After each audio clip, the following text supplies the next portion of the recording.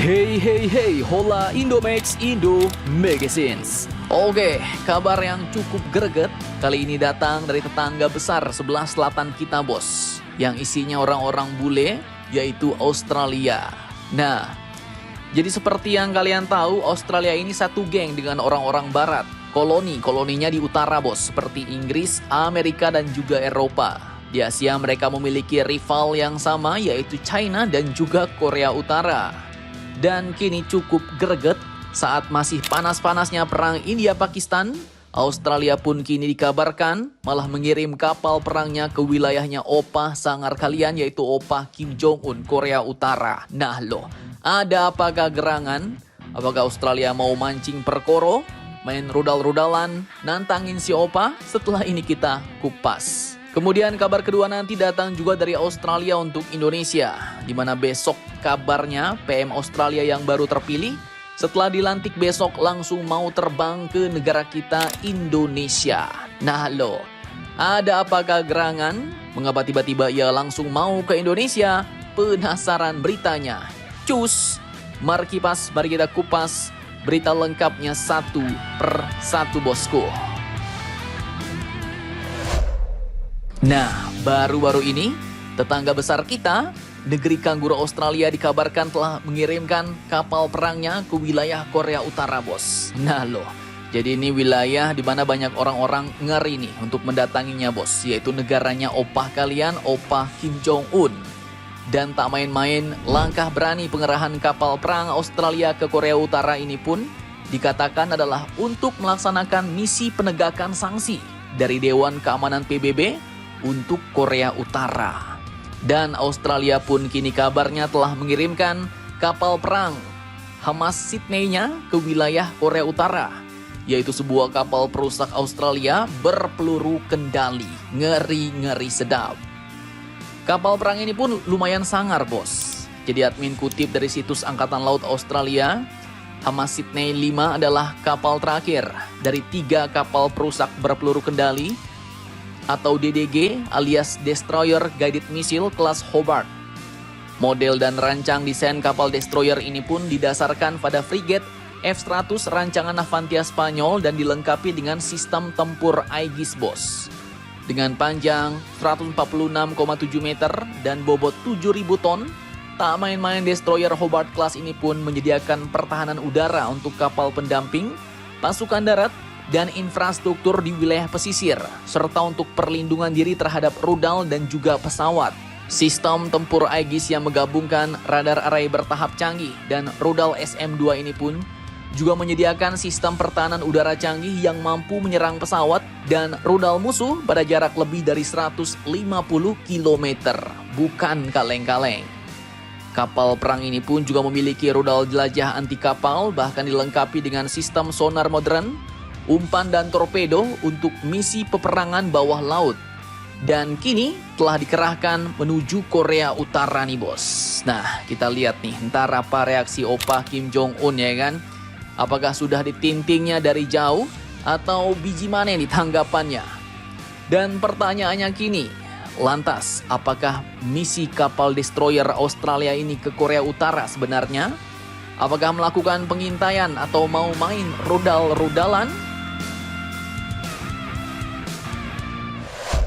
Oke, masih dari sumber yang sama, jadi kapal perang Australia ini pun diberangkatkan dalam misi Operasi Argos, bos. Jadi Operasi Argos ini adalah misi militer internasional yang dipimpin oleh Australia untuk menegakkan sanksi PBB terhadap Korea Utara.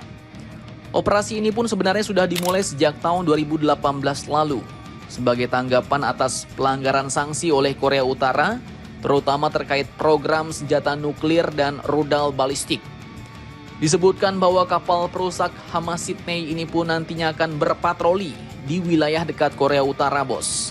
Dan dari sumber berita, Kepala Operasi Gabungan Pasukan Pertahanan Australia, yaitu Wakil Laksamana Justin Jones, dalam sebuah pernyataan pun mengatakan bahwa Operasi Argos mendukung tujuan masyarakat internasional untuk denuklirisasi Korea Utara yang menyeluruh, dapat diverifikasi dan tidak dapat diubah, ujar beliau.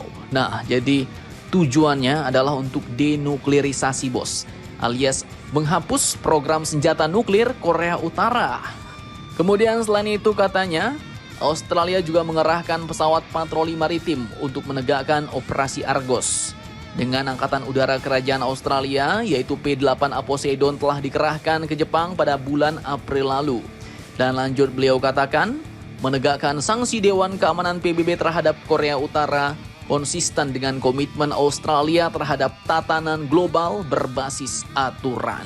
Nah loh, pertanyaannya nih bos, apakah opah kalian, opah Kim Jong-un akan diam-diam baik negaranya diintai secara terang-terangan oleh Australia atau langsung ngancam pakai rudal nih? Bagaimana menurut kalian? Silahkan kalian cocor-bacor di kolom komentar.